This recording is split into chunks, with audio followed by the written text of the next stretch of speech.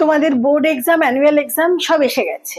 আজকে আমি তোমাদেরকে একটা টিপস দেব যে খাতায় রিভিশন কিভাবে করবে। 1 নম্বর কথা বলি, অঙ্ক পরীক্ষার ক্ষেত্রে তোমরা পেজ নিয়ে কোনো মায়া করো না।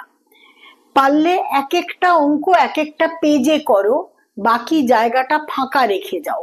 অ্যাটলিস্ট তোমরা 3 ইঞ্চেস মতো গ্যাপ রেখে পরের অঙ্কটা শুরু করবে। প্রথমেই এন্ডিং লাইন টানবার সময় থাকে না, জাস্ট 3 ইঞ্চেস মতো গ্যাপ রেখে পরের অঙ্কটা শুরু করো। এইভাবে টানা অঙ্ক তোমরা করে যাচ্ছ।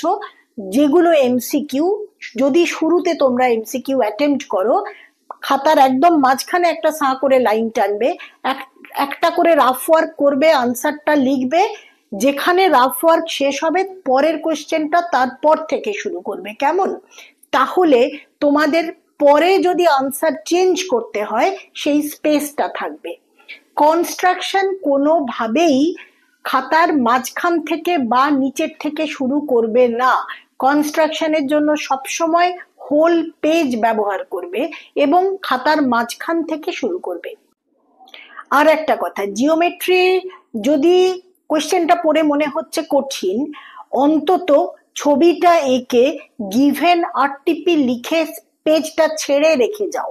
গিভেন আরটিপি পরিষ্কার করে যদি লিখতে পারো, ছবিটা যদি আঁকা থাকে তাহলেও পার্ট মার্কিং পাবে। এরপরে পুরোটা শেষ হয়ে গেল, পেজটা খালি আছে, পরে চেষ্টা করার সময়টাও পাবে। কেমন? 3 নম্বর, অঙ্ক পরীক্ষা শেষ হয়ে গেছে, এবারে রিভিশন কিভাবে করব।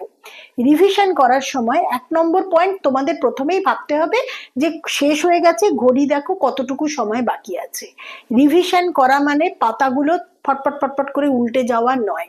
যদি ধরো 1 মিনিট 2 মিনিট বাকি আছে, সেক্ষেত্রে রিভিশন করার কোনো মানেই হয় না। জাস্ট দেখো খাতার ওপরে নিজের নাম, তোমাদের রেজিস্ট্রেশন অনুযায়ী তোমাদের রোল নাম্বার, এই সমস্ত লজিস্টিক্যাল জিনিসগুলো ঠিক ঠিক করেছো কিনা। আর যদি দেখো 5 মিনিট বাকি আছে, তখন কি করবে? তখন করবে যেটা, সব কোয়েশ্চেন নাম্বার প্রপারলি দিয়েছো কিনা সেটা দেখবে। তারপরে যদি সময় থাকে হাতে, তাহলে প্রত্যেকটার আনসার লিখেছো কিনা এবং আনসারের ইউনিট লিখেছো কিনা সেটা চেক করো। এর পরেও যদি সময় থাকে, যারা সারা বছর ভালো করে পড়াশোনা করেছো তাদের অনেকটা সময় পাও। তোমরা অঙ্ক পরীক্ষা, তোমাদের 3 ঘন্টা করে অঙ্ক পরীক্ষার সময়, তোমাদের প্রায় 2 ঘন্টা 2.5 ঘন্টাতে তো অবভিয়াসলি শেষ হয়ে যায়। এই কটা জিনিস চেক করার পর তুমি মনে করো তুমি তোমার খাতা কারেকশন করছো। 1 নম্বর অঙ্ক থেকে অঙ্কগুলো কারেকশন করে যাও। ওই সময়টা ভীষণ কনসেন্ট্রেশনের সময়, বন্ধুর সঙ্গে আনসার মেলানোর সময় নয়, কিন্তু একদম ধরে ধরে প্রত্যেকটা অঙ্ক চেক করে যাও যে ঠিক করেছি কিনা, ঠিক করেছি কিনা। তাতে যদি 3টে অঙ্ক চেকিং হয়, 3টে অঙ্কই হবে। আর যদি তুমি জানো যে এই দুটো অঙ্কে আমার কনফিউশন থেকে গেছে, সেই দুটো অঙ্ক আগে চেক করে তারপর শুরু থেকে চেক করো।